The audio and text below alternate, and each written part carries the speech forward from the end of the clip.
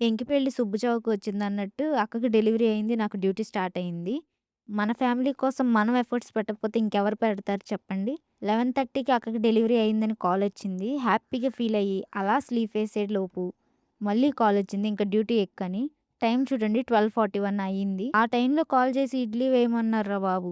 అక్కకి డెలివరీ అయ్యాక ఆకలేస్తుంది గదా! అందుకే. ఇడ్లీ ఏసి, కాఫీ పెట్టి అలాగే తాగడానికి నీళ్లు గూడా వేడి చేయమన్నారు.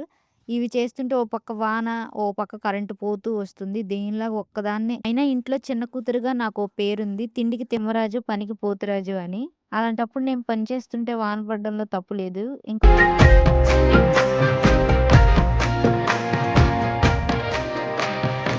మార్నింగ్ ఎప్పుడైద్దా? హాస్పిటల్‌కి ఎప్పుడు వెళ్దామా? వాళ్ళిద్దరిని ఎప్పుడు చూద్దామా అని చాలా ఎక్సైట్‌మెంట్‌తో పడుకున్నాను.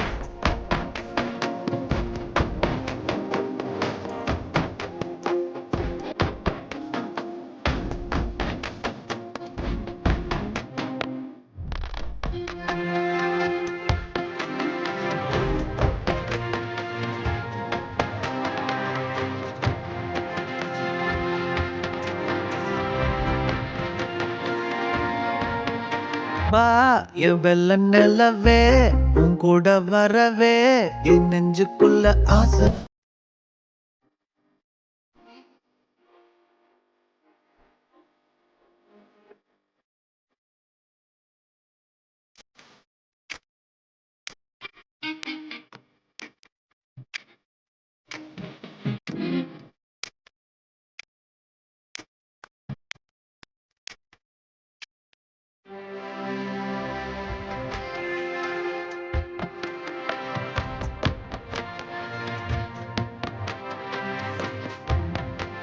మధ్యలో మార్నింగ్ పెట్టిన టీ కనపడ్డాయి. ఏంటో ఆ టైంలో తాగాలనిపించింది వేడిగా.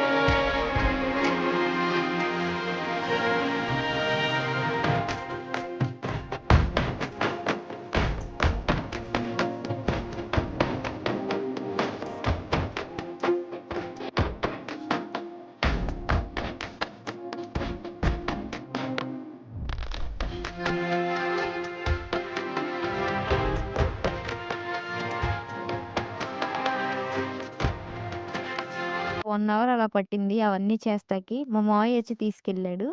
ఇంకా అలా 2కో ఏమో స్లీపేసాను.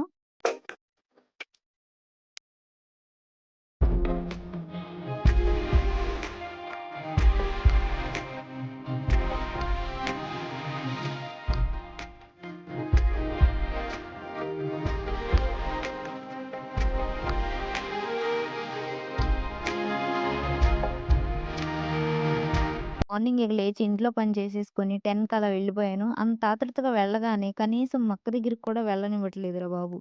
ఇంక బేబీనైతే చెప్పక్కర్లేదు. వాళ్ళ నాన్న గూడా చూడలేదు ఇంకా. వీళ్ళైతే నైటంతా హాస్పిటల్‌లో ఉండేసరికి ఈ బుడ్డదానికి హాస్పిటల్ వెదర్ పడక నైట్ అంతా వాంతులంట. సగం అయిపోయింది పిల్ల పాపం. నేనొచ్చి ఇక వాళ్ళని ఇంటికి పంపించాను.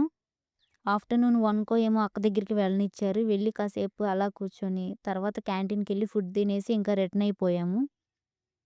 బేబీ గర్లా? బాయా? అనేది గెస్ చేస్తే కామెంట్ చేయండి. అందరికీ సస్పెన్స్ పెట్టాను. చివరికి చెప్పడం మర్చిపోయాను. మా ఇంటికి ఒక చిన్న ప్రిన్సెస్ వచ్చింది. ముందుగానే గెస్ చేసిన వాళ్ళు కామెంట్ చేయండి అండ్ సబ్స్క్రైబ్ చేసుకోండి.